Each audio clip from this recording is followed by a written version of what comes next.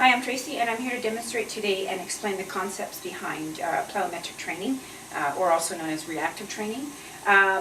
These types of exercises, they produce, they're dynamic and they're explosive, and they require a lot of force, and they're great for those that are ready to progress into those types of exercises.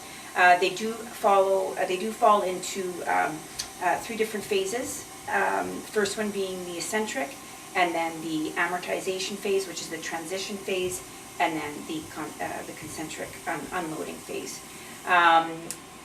Having said that, when you're including plyometric training into a client's workout routine, a trainer needs to understand that those types of exercises need to fall into three different phases in accordance with the OPT model. And that would be, of course, your first level, which is your stabilization, your second level, which is your strength, and then your third level, which is your power. Now, having said that, I'm going to go into those three phases, stability, strength, and power, and I'll use three different exercises to demonstrate. And the first one that I'm going to do is just your basic squat jump. You want to stand with your feet hip width apart, shoulders are back.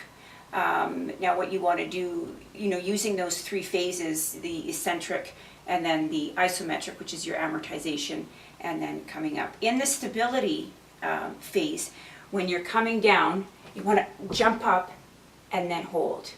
1, 2, 3, and 4. And then up you go, bringing those hands back down. 1, 2, 3, 4, and up, and 1, 2, 3, and 4. As you're doing that with your client, when that client lands, you want to make sure that, the ankles and the knees, they're in nice alignment. You don't want to have the knees buckling in, or, then there's a little bit of a misalignment, or maybe a distortion pattern there that you need to look out for. So that's your stabilization. Moving on into your strength exercise for plyometric training.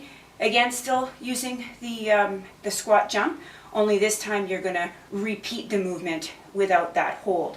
So again, maintaining that same starting position, feet hip width apart, shoulders are rolled back, coming down, explosive, coming down, and then going back up again. Up and up. So you want to come back up as quickly as possible. The longer you stay down, the less force that you're going to be able to generate to come back up. So you want to do that about 4 or 5 times, and then always coming back to that neutral position. The last one, the one that's my favorite, I use it in a lot of the classes that I teach, a lot of the group fitness classes I teach, is the ice skaters. I always like to get them starting off in just a little bit of a step touch, and then they can make sure that they're transferring that weight from side to side. And as you progress, you make that movement a little bit bigger and explosive, side to side, bringing all of that weight over right on top of the knee and the ankle. So a great exercise for power. I'm limited for space here right now, but to really explode over from one side to the other, getting as much power, and doing that for 8 sets or whatever your client can accomplish. So those are the three phases of the exercises, which is the eccentric, and followed by the isometric or the amortization, and then the concentric, and then most importantly going into the other 3 phases of the OPT model. The other thing too is with these exercises, just to make them a little bit more fun, or even to change it up a little bit, is to change the planes.